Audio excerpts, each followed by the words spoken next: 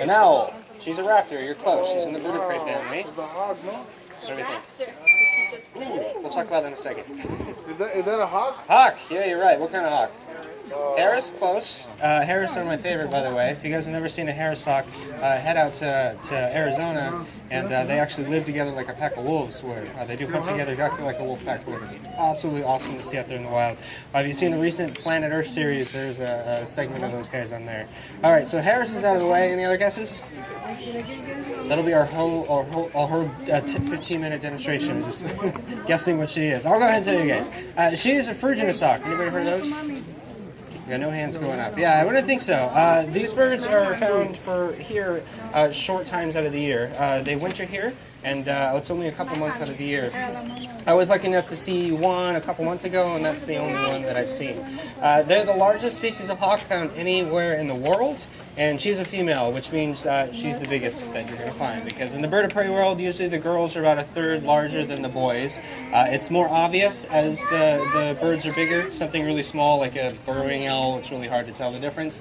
But with big birds of prey like her, if you've seen them enough, you can tell a male or female just by looking at her. That call that she's making another call now.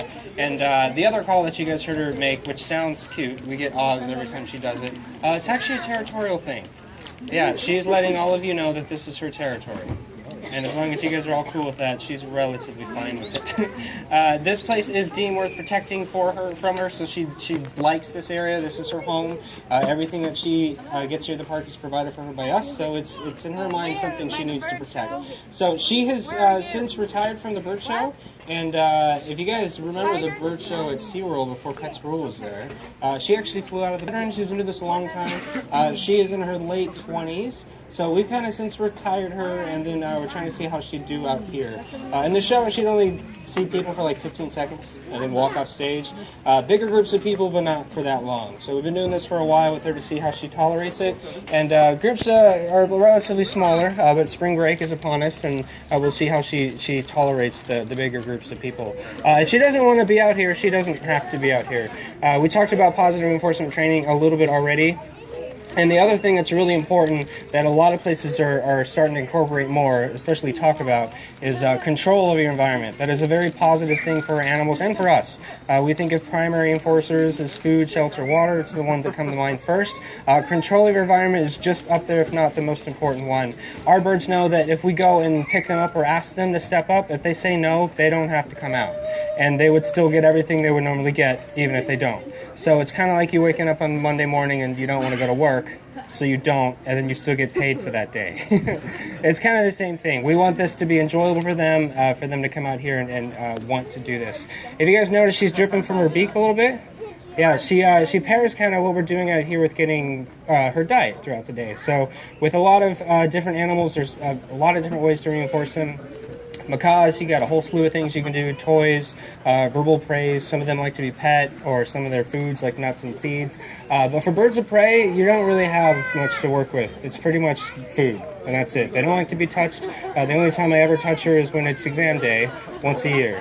Other than that, they don't like to be touched. So we do pair this coming out with her being fed to reinforce her for coming out and hanging out with you guys and hanging out with me. So she's just kind of anticipating that. It's like a built-in lubrication for her. So she got some when we came out. You guys might start eating a little bit, and she's going to get the rest of that when we go back home.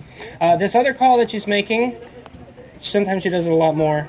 Sometimes she doesn't say it the whole time we're out here. If you guys heard Sophie, our little scarlet ibis, making some sounds, it's kind of what she's doing too. It's a contact call. She is hand raised, so she's just kind of letting me know where she is. That's how baby birds communicate to their parents out in the wild. And for all I know, I'm doing the same thing by blabbing on a mic. She has no idea what I'm saying. So she might do that a little bit more. She might do that territorial scream, but usually the territorial comes out as soon as we get out here, and she realizes you guys aren't moving, so she's fine with it at that point. So largest hawk species found anywhere in the world, and she weighs a whopping 3, maybe 3.5 pounds. So yeah, birds have to be light. They never get off the ground if they weren't, and they can arguably only carry about half their body weight. Greyhound owls can carry a little bit more. So if you guys have ever heard the myth of owls taking off with your dog or cat, it's just that. It's a myth. Unless you got like a teacup chihuahua, you really got nothing to worry about. If you got a 15-pound dog, there's no way a bird of prey is going to be able to take off with that thing. They will defend a nest against anything. Greyhound owls, especially falcons, are known for it too. If you get too close, there's a nest close by, they will dive bomb you, hit you with closed feet to try to get you to go away. They do see your dog or cat as predators. They have forward-facing eyes, they move like a predator, so they do see them as a threat. So they will try to drive them away, and that's a little bit where that myth comes from. So if your dog's missing completely, maybe blame your neighbor, or a coyote, or something else, but don't blame the birds of prey out there.